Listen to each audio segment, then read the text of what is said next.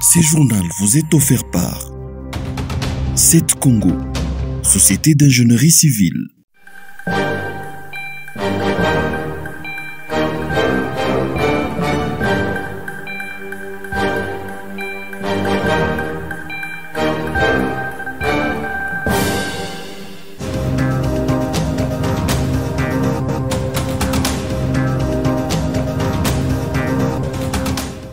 La langue française est célébrée chaque 20 mars. Cette année, la RDC boude la fête de la langue de Molière. Cette mauvaise humeur des Congolais est due à ce que le ministre des Affaires étrangères de la RDC qualifie de silence de la francophonie face à l'agression rwandaise. Christophe Lutundula fustige ces silences d'autant plus que l'espace francophone partage de valeurs communes. Aujourd'hui, l'agression rwandaise est incontestable, tant au niveau des Nations Unies qu'au niveau des pays, même des pays membres de la francophonie. Et que constatons-nous?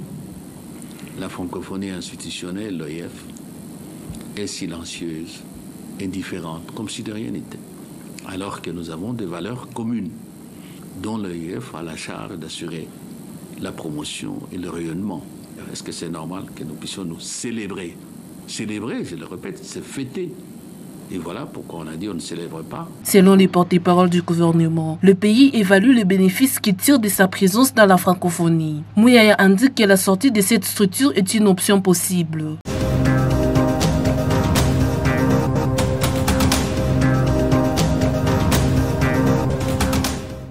Le journaliste Stani Boujakera était à sa rédaction ce mercredi. Il est sorti de prison la veille. Il a exhorté ses confrères à ne pas céder devant l'oppression. Par la même occasion, Stani Boujakera a demandé aux journalistes de rester professionnels en toutes circonstances. Face à l'oppression, résister. Face aux intimidations, face aux menaces, face à toutes sortes d'intimidation, ne reculez surtout pas, ne trahissez surtout pas la profession. Restons professionnels, n'ayons pas peur. Après 6 mois de détention au centre pénitentiaire de Makala, le correspondant a retrouvé sa famille biologique. L'émotion était palpable. Stani Boujakera a écopé d'une peine de 6 mois de prison pour des faits liés au décès de feu le député Charibin Okende. Il a toujours clamé son innocence.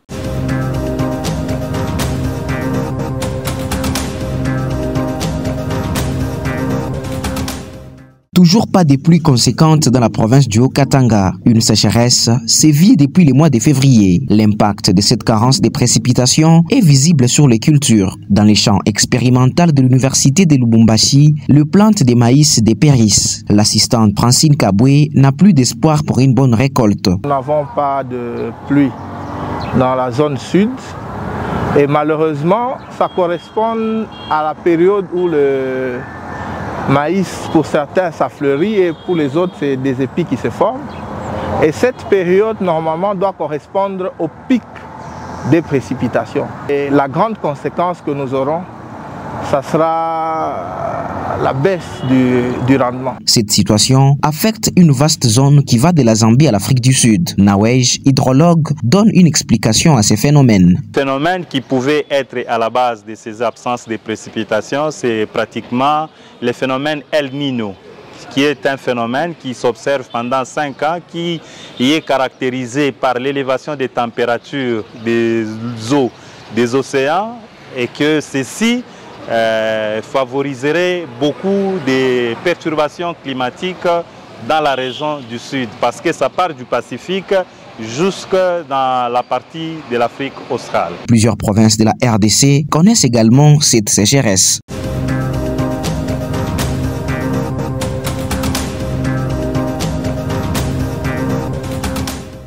La mairie de la ville de Lubumbashi menace de démolir toutes les bâtisses érigées dans l'emprise du rail au niveau de la commune Kenya. Martin Kazembe Choula a à cet effet signé un communiqué de presse en date du 19 mars. La mairie de la ville déclare que ces bâtisses sont dans une zone où toute construction est prohibée. Martin Kazembe demande aux intéressés de démolir eux-mêmes leurs ouvrages, faute de qui la brigade de démolition entrera en action, indique les communiqués de la mairie.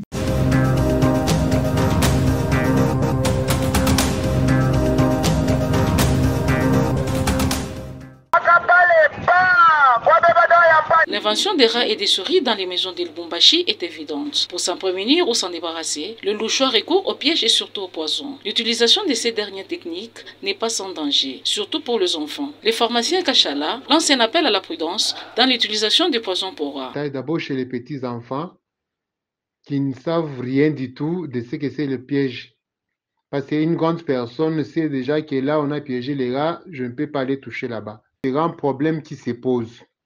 Surtout si on a piégé les rats avec des produits toxiques en pulvérisation. Ce qui fait que la personne elle-même qui a eu à pulvériser ces produits sera elle-même la première victime avec ces produits toxiques-là.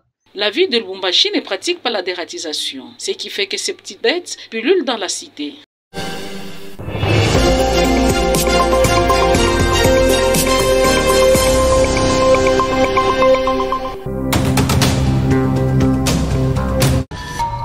Ce journal vous est offert par 7 Congo, Société d'ingénierie civile.